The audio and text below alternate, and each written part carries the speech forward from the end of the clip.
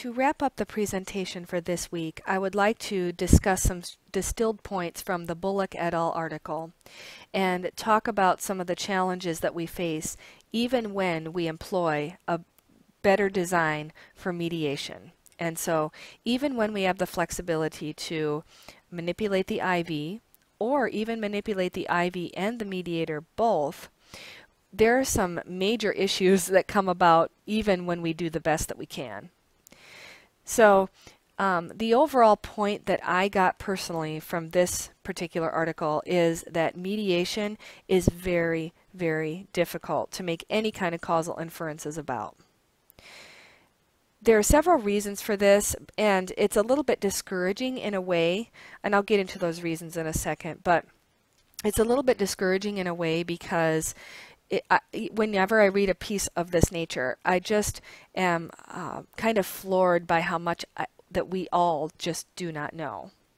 And so they give some very cogent rationales for why even employing a very sound design is not sufficient for making strong causal inferences from a mediation test. So statistically, we can make a mediation test very easy with process, but actually inferring anything about causality in order to help our clients or to help our patients or to give guidance to practitioners, that's where we are falling a little bit flat, I think, still as a field. That's not to discourage us, it's just simply to be aware of the reality. And this is where we are in the field at this time. In our history, we have gotten very good at bootstrapping and other methods that have been very helpful, but we are still working on and growing in this area of how to design studies to best make causal inferences. I think we're still pretty behind in that and how to do it both theoretically and practically. So even with practical concerns aside, if we have enough N size and we can pay our participants and we have all of those practical things figured out, there's still some theoretical things that are missing that we're working on. So I consider this a work in progress, and it's just good to be aware of the point in which we find ourselves at the current state of affairs. Okay, so the first thing that the authors discuss is if we do not manipulate our mediator, so we are manipulating the IV only, we have to explain why our focal mediator isn't correlated with other mediators that are mimicking potentially its effects. And so this could come into play when we are manipulating, for example, a study of attractiveness on a probability of hiring the person. So let's say we have this theoretical hypothesis that the attractive applicant will be more liked by the person who sees that application or resume. Let's say they have a picture with it or a LinkedIn profile. That's probably more realistic since they usually have a picture associated. And that liking will lead to greater probability to hire. Okay, so attractiveness impacts probability of hiring or making that favorable decision for the applicant through this mediating mechanism of liking. Well, what if we have manipulated the attractiveness and that is impacting another variable that's actually the real mediator, that's not our focal mediator? So we think it's liking, but it's actually trust, perceptions of trusting that person, which is correlated with liking. So we manipulate attractiveness of the applicant somehow, and we observe its effects on liking, and liking seems to be impacting liking in the way that we want, but really what it's impacting is trust, which is correlated with liking. I know that's a subtle distinction, but it's important because the mediating mechanism that you thought it was, maybe it isn't, or maybe it's both. Maybe attractiveness increases both liking and trust, which is probably the more logical explanation. So there's research on this that in the social psych realm that attractive people are more likely to be trusted. It does not matter if we know nothing about their behavior past, what they've done in the past. If they are attractive, we quickly make the attribution that they're more trustworthy. That's another discussion altogether on the ramifications of that. But so you can see where we may go awry when we have a mediator that we think we're impacting, when in reality there's another mediator that's operating either in tandem or it's simply correlated with something else. So that could be an issue. The second thing to keep in mind is that if we manipulate a mediator, then we have to explain the steps we took to reduce the likelihood that other mediators weren't also manipulated.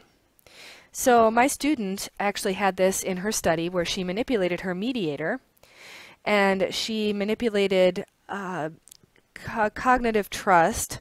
No, she manipulated affect-based trust, which is the extent to which you will feel like you can share secrets with a person, that they won't divulge your confidences, etc. And she wanted to see that as impact on something else. Well, she manipulated that, but our manipulation check actually demonstrated that she also manipulated another kind of trust, which is technically not the same construct. It's a different construct, and it has to do with trusting someone because they're reliable and dependable and trustworthy and they do the job well. So the cognitive-based trust was also manipulated. So we didn't do enough pilot testing to disentangle those. So the manipulation that she used raised both kinds of trust, and that impacted the DV, but we don't know which one or both was the real mediator, so to speak. So even though she took such careful steps to create a manipulation for the mediator, we still didn't do our due diligence in this case to tease apart whether she was manipulating this kind of trust versus the other kind of trust. And that takes, just so you know, that takes a while to do. A dissertation should take only a year, but to try to pilot test that and figure and tweak it and submit a new IRB every time you're tweaking your manipulation, it could take years. So I'm not expecting that my student could have foreseen and dealt with all of this. That's not the point. It's just to think through some of the different aspects of this. It's not as easy as we might want to believe it is. The third one, if manipulating either the IV or the mediator, we need to pilot test to make sure there's a consistency in the way that all participants are responding to our manipulation of a variable. So they give an example in this article that I won't get into here, but basically there's a major problem if half your participants are responding one way, they're increasing their, let's say the manipulation is supposed to increase their systematic processing of some kind, or their shortcut processing. So in social psychology, we have this idea that we think in two ways. One is this deliberate slow process, and the other way is this quick heuristic shortcut kind of processing where we're not really thinking. It's more automatic.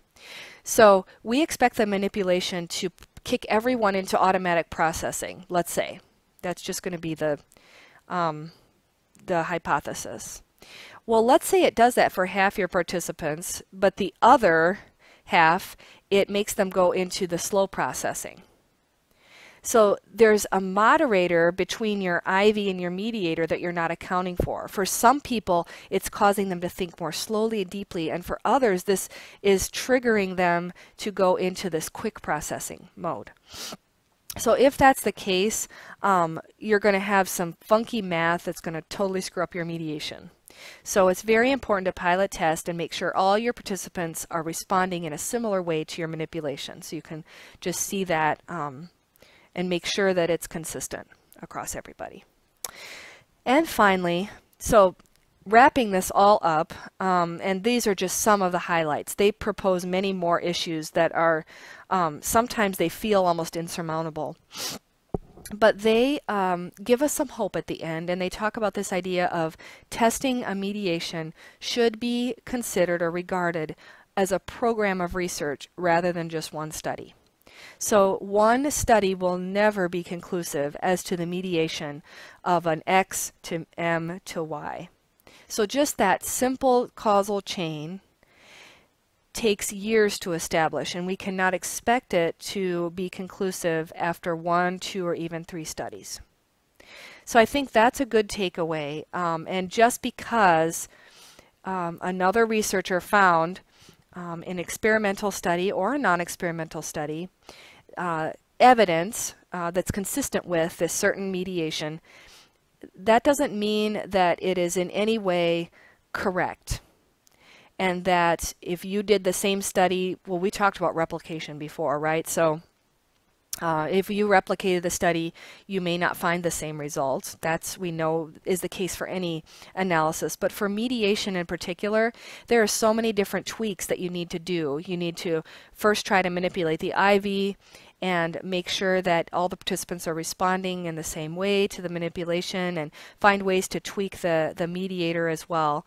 And so even if these variables lend themselves to manipulation and experimental control, there are still several issues to be aware of, and knowing that just one research study is never going to be enough. And so we can think of this as a lifetime of research just to establish one or two simple mediations.